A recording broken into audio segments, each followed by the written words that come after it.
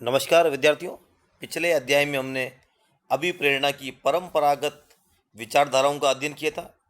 आज हम अध्याय को आगे बढ़ाते हुए अभिप्रेरणा की आधुनिक विचारधाराएं कौन कौन सी हैं तथा उनमें से प्रमुख विचारधारा कौन सी हैं इसके बारे में अध्ययन करेंगे।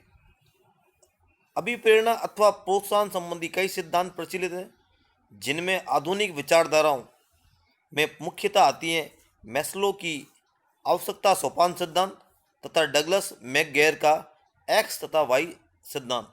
आज हम मैस्लो का आवश्यकता सोपान सिद्धांत का अध्ययन करेंगे। अभिप्रेरण का एक अत्यंत लोकप्रिय सिद्धांत है आवश्यकता सोपान सिद्धांत, जिसे अब्राहम मैस्लो ने प्रतिपादित किया था। 1943 में प्रकाशित अपने निबंध मानव अभिप्रेरण का एक सिद्धांत में उसने अभिप्रेरण के इस सिद्धांत की रूपरेखा प्रस्तुत की। उसने संगठनों तथा व्यक्तियों के बीच संबंधों का मानव आवश्यकताओं की दृष्टि से विश्लेषण किया। व्यक्ति अपनी आवश्यकताओं की पूर्ति के लिए संगठनों के सदस्य बनते हैं। ये आवश्यकताएं अनेक क्षेत्रों में उत्पन्न होती हैं। इन आवश्यकताओं की पूर्ति उन्हें कार्य निष्पादन के उच्च स्तर की ओर अभिप्रेरित करती हैं।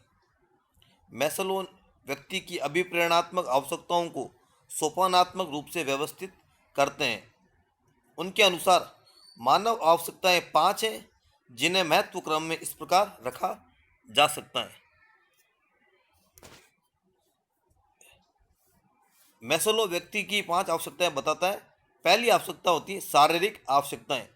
भोजन और निद्रा जैसी आवश्यकताएं जो मूल शारीरिक क्रियाओं से जुड़ी होती हैं। दूसरी आवश्यकता है सुरक्षा संबंधी आवश्यकता। नौकरी की सुरक्षा या कार्यस्थल में मनुष्यों को मनोवैज्ञानिक सुरक्षा प्रदान करती है। तीसरी आवश्यकता है सामाजिक आवश्यकता। व्यक्ति के समाज के संबंधों से जुड़ी आवश्यकताएं, जैसे सामाजिक आदान प्रदान, प्यार, स्नेह, आपसी स्वीकृति, समूह की सदस्य आदि सामाजिक आवश्यकता में आती हैं। चौथी आवश्यकता होती है सम्मान आवश्यकताएं। यह मानव की उच्च स्तर की आवश्यकता है।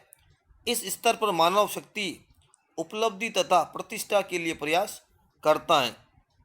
सम्मान का अर्थ स्व सम्मान तथा अन्य लोगों द्वारा सम्मान दोनों से है। पांचवी आवश्यकता होती है स्व पहचान आवश्यकताएं। ये उच्च स्तरीय आवश्यकता अन्य सभी आवश्यकताओं का चरम बिंदु है। इस आवश्यकता की पूर्ति व्यक्ति को काम तथा जीवन में संतुष्टि प्रदान करती है। इसे समता, रचनात्मकता, सृजनशीलता और उपलब्धि के माध्यम से अपने सामर्थ्य को पहचानने और अपने लक्ष्य को प्राप्त करने की आवश्यकता कहा जा सकता है। इस प्रकार अब्राहम मैस्लो ने 5 प्रकार की आवश्यकताएं बताई हैं, जिसको उसने सोपान क्रम में बांटा है। इस सोपान क्रम को हम इस चित्र के माध्यम से सरलता से समझ सकते हैं। मैस्लो के अनुसार प्रत्येक आवश्यकता एक समय पर एक व्यक्ति के लिए लक्ष्य होती है।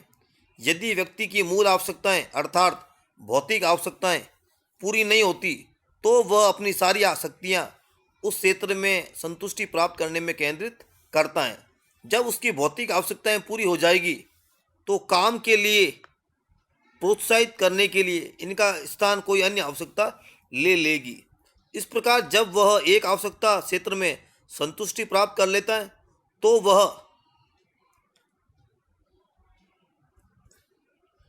वह उसके ऊपर के क्रम की आवश्यकता की ओर चलता है। ये प्रक्रिया मानव जीवन में प्रतिदिन चलती रहती है। एक आवश्यकता क्षेत्र में किसी विशेष लक्ष्य का पूरा न होना व्यक्ति को उसे प्राप्त करने के लिए प्रेरित करता है।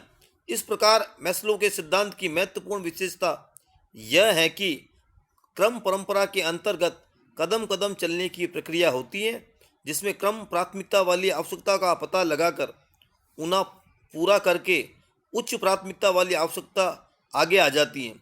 ये क्रम प्रगति सिद्धांत कहलाता है। इनमें से किसी भी आवश्यकता से वंचित रह जाना की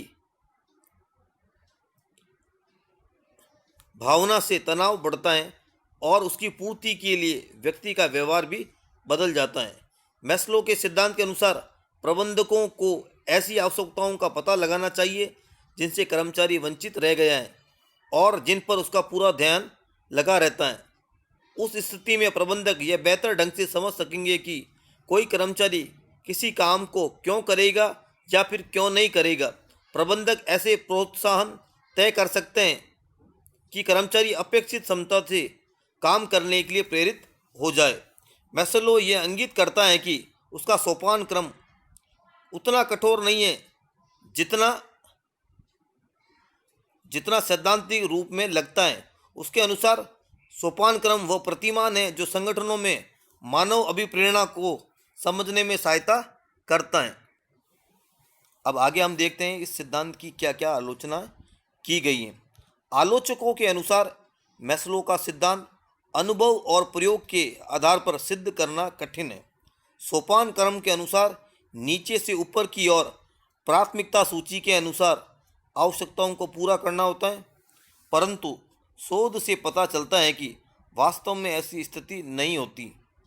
इस सिद्धांत में अधूरी आवश्यकताएं व्यवहार को प्रोत्साहित करती हैं। इस सिद्धांत के कई अपवाद हैं और इसलिए सावधान रहना जरूरी है। उदाहरण के तौर पर महान दस्तकार अपने स्वास्थ्य और सुरक्षा को भी खतरे में डालकर क्यों अपने सृजनात्मक कार्य में लगे रहते हैं। सैनिक किस कारण अपने आदर्श के लिए अपने प्राण न्यौछावर कर देता है, या कर्मचारी कम वेतन लेकर भी क्यों अत्यधिक कुशलता से काम करते रहते हैं। इन प्रश्नों के उत्तर के बारे में ये सिद्धांत कुछ भी नहीं कहता। फिर भी हम कह सकते हैं कि आधुनिक प्रबंध सिद्धांत मैस्लो के लेखों से काफ़ी सीमा तक प्रभावित है। उसका सिद्धांत संगठन में मानव व्यवहार को समझने में काफ़ी मदद करता है। इस वीडियो को आपने ध्यान से सुना, इसके लिए आपका बहुत बहुत धन्यवाद।